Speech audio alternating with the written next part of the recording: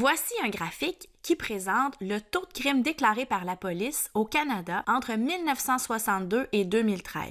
Dans ce graphique-là, on distingue les taux de crime au total, donc tous les types de crimes confondus. Ensuite, seulement les crimes contre les biens en pointillé bleu, les autres types d'infractions en pointillé noir et les crimes violents en pointillé rouge.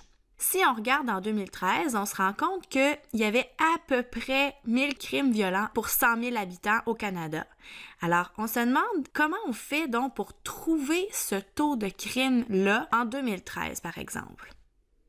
Alors, pour ça, on a besoin de savoir qu'est-ce que c'est qu'un taux. Un taux, c'est tout simplement une proportion, mais qui est exprimée par rapport à un nombre constant qui est une puissance de 10.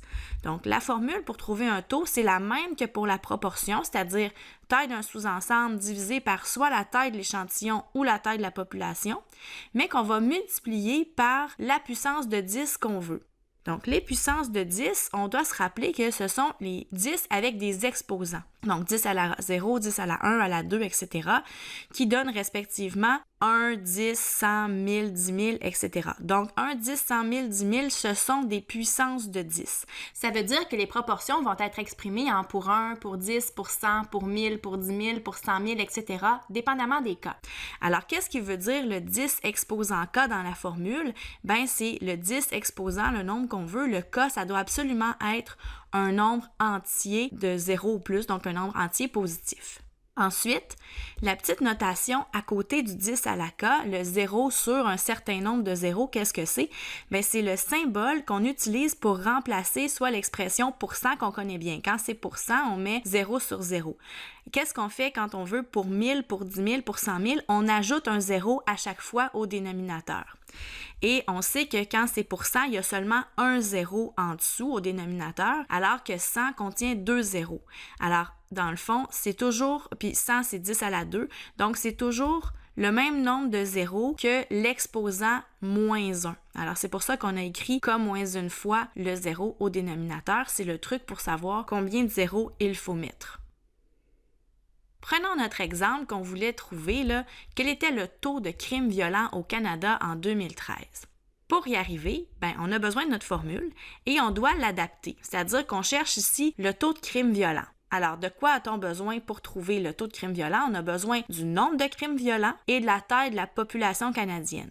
Et là, il faut savoir qu'un taux de crime, ça se calcule en pour 100 000. Qu'est-ce qui fait qu'on va choisir pour 100, pour 1000, pour 10 000, etc.? Ce sont les experts du domaine ou les autorités dans le domaine qui vont décider de cette quantité-là. C'est certain que plus un événement est rare, plus le nombre, la puissance de 10 choisie va être grande. Alors, des crimes, c'est relativement rare, en tout cas, on le souhaite, surtout les crimes violents. C'est pour ça qu'on va choisir de l'exprimer en pour 100 000. Allons chercher nos renseignements. Le nombre de crimes violents et la population canadienne, Statistique Canada peut nous fournir ça. Ce sont des renseignements qui sont publics. Si on regarde dans le tableau ici, on sait que le nombre d'infractions de violence prévues au Code criminel s'élevait à 383 945 en 2013. Et la population canadienne la même année s'élevait à 35 154 300 personnes, parce qu'on voit qu'ici, c'est un tableau qui est en milliers de personnes, alors il faut multiplier le 35 154,3 par 1000 pour avoir la population. On a donc les deux nombres dont on avait besoin. On peut revenir à notre formule et faire le calcul. 383 945 crimes violents pour une population canadienne de 35 154 300 personnes en 2013, multiplié par 100 000 pour 100 000, on arrive à 1092,17 crimes violents pour 100 000 habitants. Et on doit bien sûr interpréter ce taux-là dans son contexte. Alors, on dira en 2013, la police a déclaré un taux de crime violent de 1092,17 pour 100 000 habitants au Canada. On répond bien aux questions qui, quoi, quand, où, en mentionnant qu'on parle des habitants du Canada, c'est de qui on parle.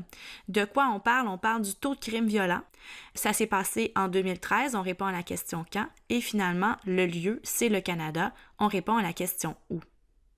En résumé, pour évaluer un taux, il faut retenir qu'on doit diviser la taille du sous-ensemble qui nous intéresse par la taille de l'ensemble entier, qui est soit une taille d'échantillon ou une taille de population, et ensuite multiplier ce résultat par la puissance de 10 voulue. Un taux va s'exprimer donc en pour 1, pour 10, pour 100 ou pour 1000, etc. On doit donc ajouter le symbole approprié selon le cas. Enfin, on doit toujours interpréter un taux en mentionnant l'échantillon ou la population pour répondre à la question « qui ?», la variable ou la modalité pour mentionner de quoi on parle, le moment pour répondre à la question « quand est-ce que ça se passe ?» et finalement mentionner le lieu pour savoir où ça se passe.